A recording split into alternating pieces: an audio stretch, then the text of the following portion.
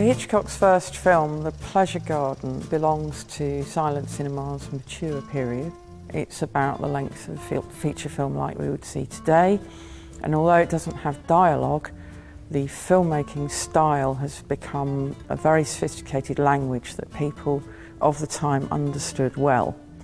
It was a fairly conventional story for the time, with recognised stars, and certainly the boy meets girl story was fairly characteristic of the melodramas of the time, and it was from an extremely popular novel.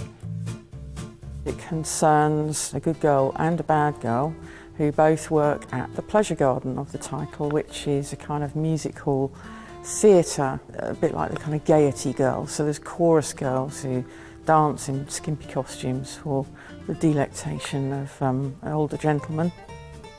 Basically, you've got the wrong guy with the wrong girl, and it's a drama really about how that resolves and how the good girl and the good guy can get together in the end.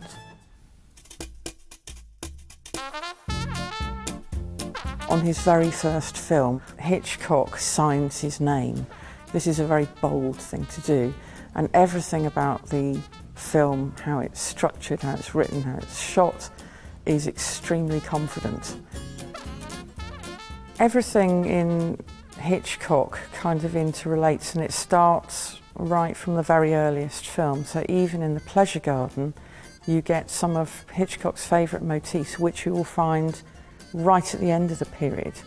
I think that opening scene is so arresting, partly in itself because it's a dramatic beginning to the film. You're introduced to the girl who's dancing on the stage, and she is immediately oppressed by the gaze of men. A lot of men looking at her, ogling her, and then one particular one who actually lifts up the opera glasses to get her into focus.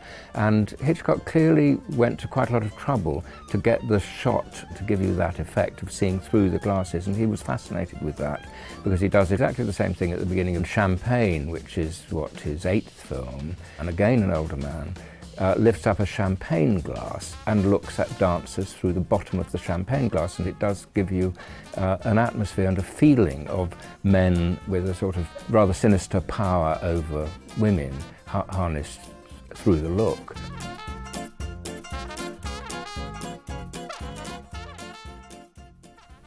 The very, very first shot of the very, very first Hitchcock film is a spiral staircase with girls coming down it. It's a motif for introducing movement into the picture. Very effective.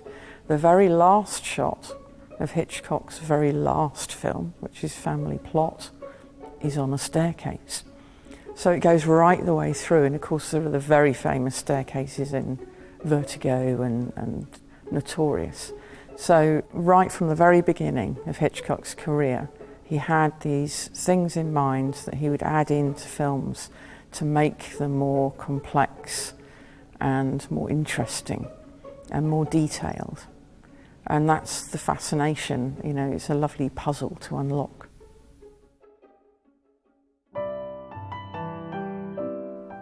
The other thing that I think is, again, very arresting is that Hitchcock always liked to construct films by editing and by very elaborate patterns in the editing.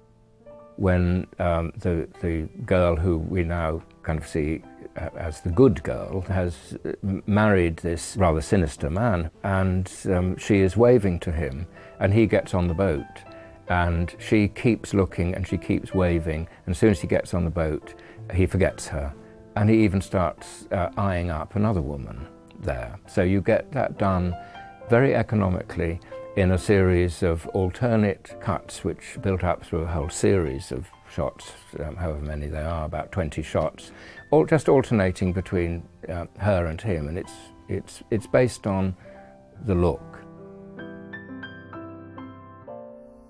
He said very famously that silent film was the purest form of cinema, by which he was talking about how you tell stories in images, in pictures, which gives you that kind of fluidity of style for which he was quite famous. So, for example, in The Ring, there is a scene with two characters being overheard by the gypsy lady in the caravan, and all of a sudden she goes like that. What she's heard is the sound of the kettle whistling and boiling over, and that allows him then to cut away to another scene. When sound comes in, he's already thought about it quite profoundly. So, for example, in 39 Steps, where you get a woman about to scream, it cuts to a train coming out of a tunnel, and it's the whistle blowing that you actually hear.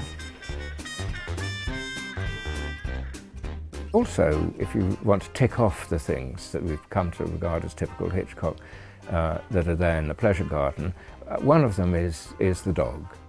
In The Pleasure Garden, the dog is friends with the nice man, but the moment that Miles Mander, the caddish character, comes in, the dog barks at him, and there's dialogue, little intertitles, not made much out of, but, "Oh, he never barks with Hugh." And every time that the dog meets the bad guy, the dog knows. And the last title of the film emphasises this, when the proper couple is about to be formed, and the dog welcomes them back. And Patsy says, "He knew all along." A lovely final title, which sort of clinches the boy meets girl story, which is rather nice.